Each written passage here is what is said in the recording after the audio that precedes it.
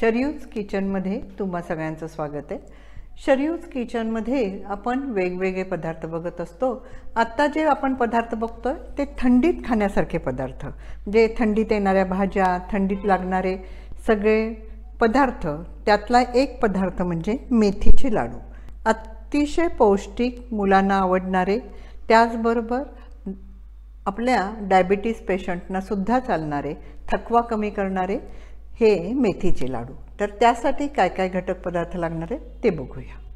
मेथीचे लाडू करण्यासाठी सर्वात प्रथम आपण मेथी ही आहे ती मिक्सरला लावून दुधामध्ये भिजवून कमीत कमी 3 ते 4 तास ठेवलेली आहे। त्याचबरोबर आपल्याला काजू लागणार आहेत, बेदाणे लागणार आहेत, बदाम लागणार आहे, डिंक लागणार आहे, खारीक लागणार आहे। ही मी देशी खारीक घेतलेली आहे। त्याचबरोबर आपण कोणताही गूळ किंवा साखर वापरत नाही, त्यामुळे खजूर वापरतोय आपण। आपल्याला हा खजूर लागणार आहे। हे सगळे जिन्नस तुपामध्ये भाजायचे असल्यामुळे तूप लागणार आहे। त्याचबरोबर स्वादाला वेलची पावडर लागणार आहे। तर आता आपण पुढची कृती करायला घेऊया।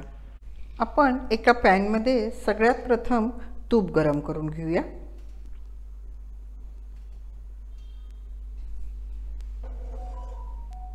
तूप गरम झालेलं आहे। आपल्याला थोडा थोडा डिंक टाकून हे डिंक फुलवून घ्यायचं आहे।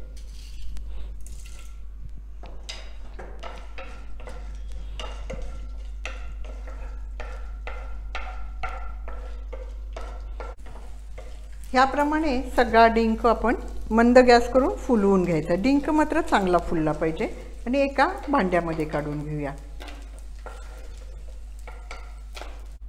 याचप्रमाणे सगळे ड्रायफ्रूट्स आपण भाजणार आहोत। बदाम, काजू,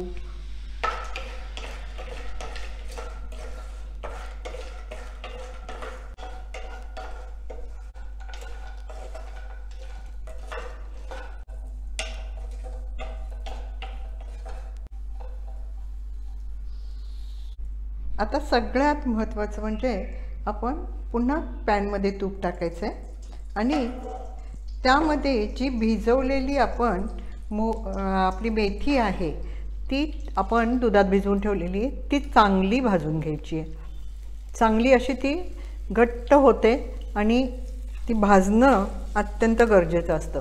खूप खमंग भाजायला लागते, म्हणजे त्याचे सगळे आयुर्वेदिक गुण बाहेर येतात आणि कडवटपणा थोडा कमी होतो।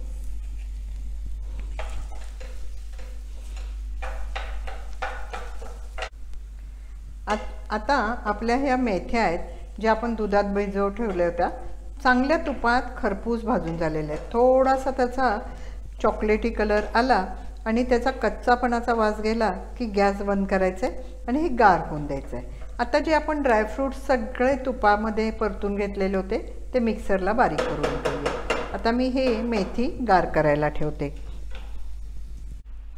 आपण मिक्सरच्या मोठ्या भांड्यामध्ये असे छान ड्रायफ्रूट्स बारीक करून घेतलेले, त्याबरोबर वेलची पण बारीक करून घेतलेली आहे। आणि आपण जे आपला खजूर होता, ओला खजूर, तो पण परतून आपण डिंकामध्ये घातलेला आहे। त्याचबरोबर आपण ही मेथी भाजून घेतलेली, गार झालेली। आता हे सगळं मिश्रण एकत्र करायचं आहे आणि ह्याचे आपण लाडू बांधायचे। आपण आता हा फुलवलेला डिंक आणि ओला खजूर हे दोन्ही तुपामध्ये तळून घेतलेले आहेत, भाजून घेतलेले आहेत। सगळे ड्रायफ्रूट्स जे आपण तुपामध्ये भाजलेले होते त्याची भरड आहे ती आता घालतोय।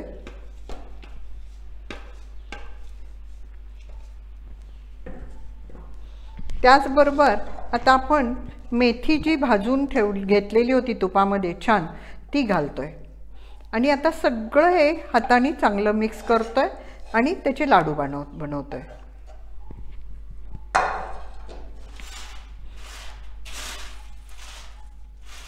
आपण एकसारखं हाताने चोळून असं मस्त हे आपलं मिश्रण तयार झालेलं आहे। आता याचे छान लाडू बनवायला घ्यायचे।